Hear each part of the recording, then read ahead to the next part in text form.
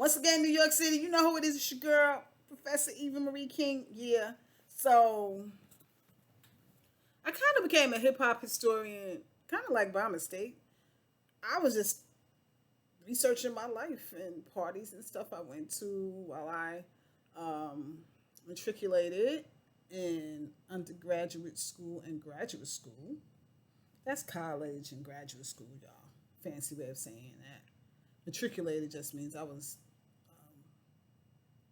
taking classes toward earning my bachelor's degree and my master's degree.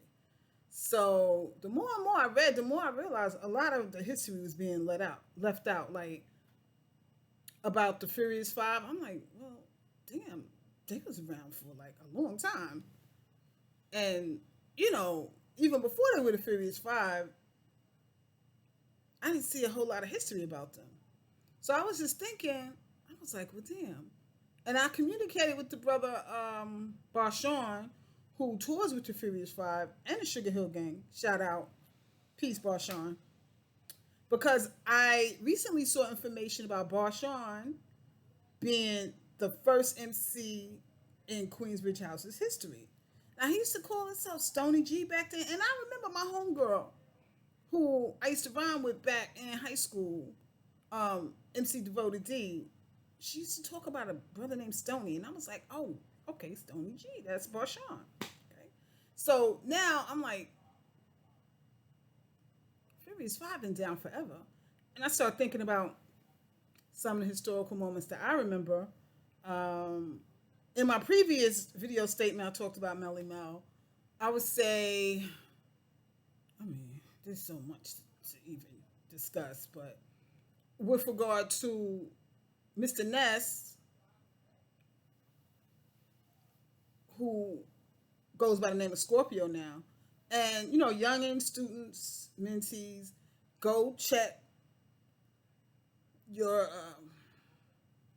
your YouTube, and you'll see a song by Grandmaster Flash and the Furious Five called Scorpio. And Scorpio was previously known as Mr. Ness in the Furious Five MCs. So for I can't even remember when I think I saw the Furious Five MCs and Grandmaster Flash. I believe it was at Bronx River Community Center. I saw them so many times back in the day. One time that stands out was 1983 at a club called Encore. And that was the original Furious Five MCs with Keith Cowboy, Kid Creole, Raheem, Scorpio, aka Mr. Ness, and Melly Mel and Grandmaster Flash. Oh my God, that was a Thanksgiving show. Incomparable. I mean, that house was packed. Encore is a club that was in Queens from like about 1982 to the early 2000s.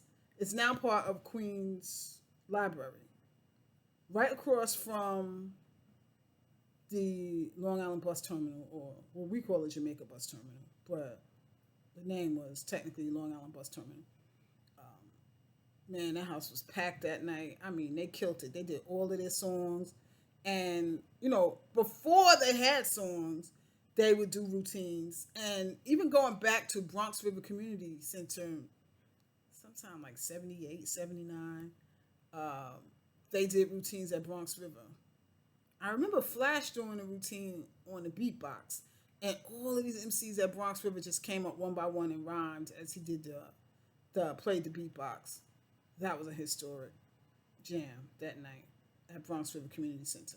But, we have to take the time. Those of us who were there, hell, most of us in our late 50s now, that were at those, original community center jams and, jams in different places like the Audubon Ballroom and Ecstasy Garage and, oh boy, so many. T-Connection, the Fog House, Fantasia, all these places that you young people have no idea what I'm talking about.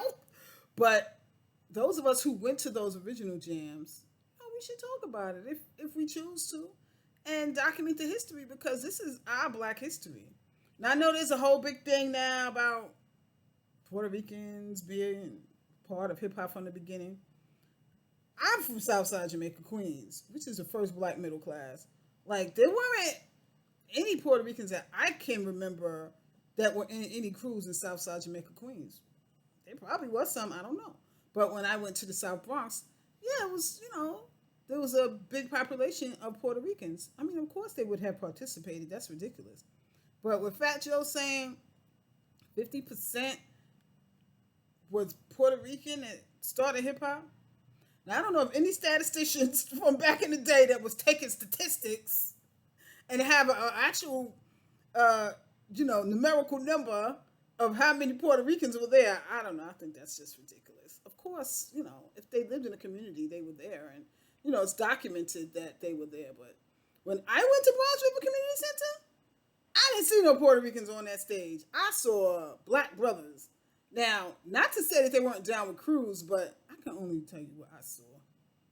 Of course there were Puerto Ricans that were a part of hip hop. They lived in the South Bronx. That was part of, their community, and that was part of what they did growing up. So I'm not even going to get into that discussion, but just, a little bit of what I recall from that topic.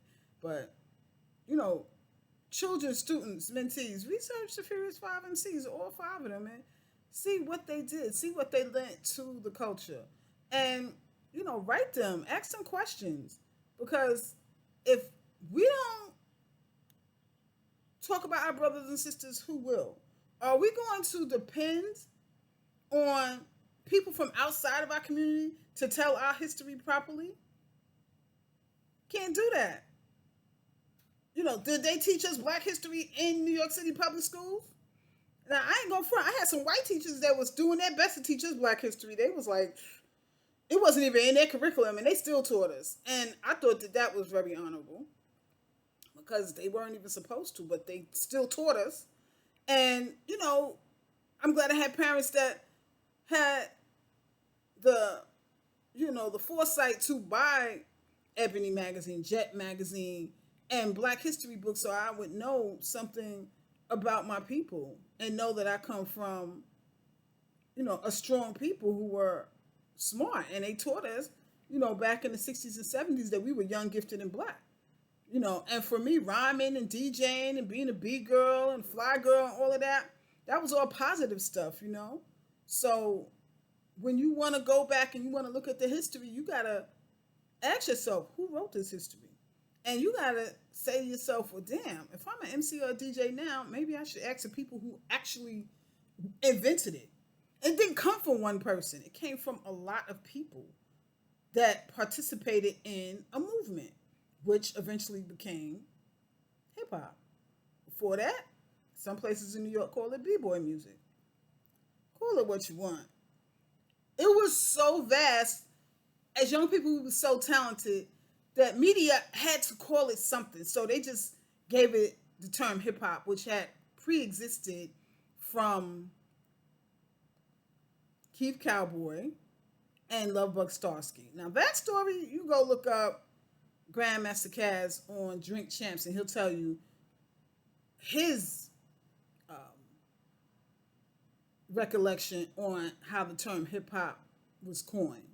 But anyone that you ask is going to have a different definition of what hip-hop is. I asked DJ Divine of Infinity Machine, what is hip-hop? He said hip-hop occurs when you take 2 records, 2 breakbeats, and you mix the breakbeats back and forth, and you either talk or rhyme over those breakbeats. That's when hip-hop occurs. That's what the brother DJ Divine said. Hell, that's what he said. That's his definition. That's his working definition. So, in closing, that's a little bit about the brother, Mr. Ness, a.k.a. Scorpio of the Furious 5 MCs, and a little bit more information. So, keep studying, y'all. Keep writing your own history, and don't let anyone tell you about your own people and what your people invented. Think about this.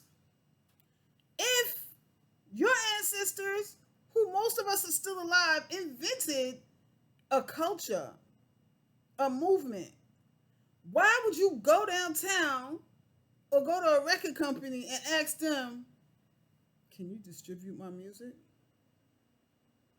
You and your people invented it. Why would you ask somebody else if you can do it? What the hell you think the OGs invented it for? So that you can have a job as a rapper. I wasn't no rapper. I mean, somebody called me a rapper. I'd be like, who the call a rapper? I'm not a rapper. But now there's an occupation where you could be a rapper. So keep building on it. Get unions. Start unions. Focus for the next generation. What you going to do for them? Because I know I'm doing a service by documenting and making these videos and talking about my recollections. So for those who care, listen. For those who don't care, just click the stop button. Once again, New York City, it's your girl, Professor Eva Marie King. I'm on social media, Eva Marie King. EvaMarieKing. Peace, y'all.